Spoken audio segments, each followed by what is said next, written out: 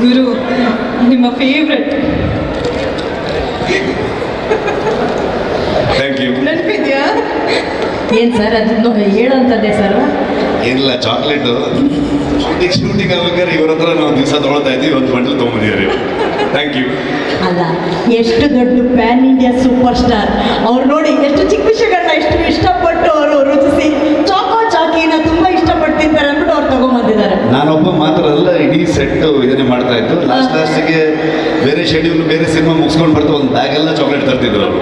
Super super. ನಾನು ಅವಾಗ ಸ್ವಲ್ಪ ಡೇಟ್ಸ್ ಏನಾದರೂ ಅಡ್ಜಸ್ಟ್ ಮಾಡಬೇಕು ಅಂದರೆ ಗುರು ಸ್ವಲ್ಪ ಚಾಕ್ಲೇಟ್ ಕೊಟ್ಬಿಟ್ಟು ಅಡ್ಜಸ್ಟ್ ಮಾಡಿ ಸರ್ ಡೇಟ್ಸು ಅಂತ. ಮಗುವಿನ ಮನಸ್ಸು ಇವತ್ತು ಅವರು ಇಷ್ಟು ಎತ್ತರಕ್ಕೆ ಬೆಳೆದಿದ್ದಾರೆ ಅಂತಂದರೆ ಅವರ ಹಾರ್ಡ್ ವರ್ಕೆ. ಅದು ನಾನು ಕಣ್ಣಾರೆ ಫಸ್ಟ್ ಸಿನಿಮಾಯಿಂದ ನೋಡ್ಕೊಂಬಂದಿದ್ದೀನಿ.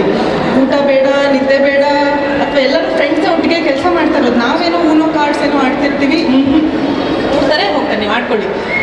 ಹಗಲು ರಾತ್ರಿ ಅಲ್ಲದೆ ಆವತ್ತಿಂದ ಕಷ್ಟಪಟ್ಟು ಒಂದೊಂದು ಹೆಜ್ಜೆ ಬಂದು ನಮ್ಗೆಲ್ಲರನ್ನೂ ಪ್ರೌಡಾಗಿ ಫೀಲ್ ಮಾಡ್ತಿದ್ದೀರಾ. Thank you. Keep making us feel proud. Thank you. ನೀವು ಇನ್ನೂ ಹೆಚ್ಚು ದೊಡ್ಡ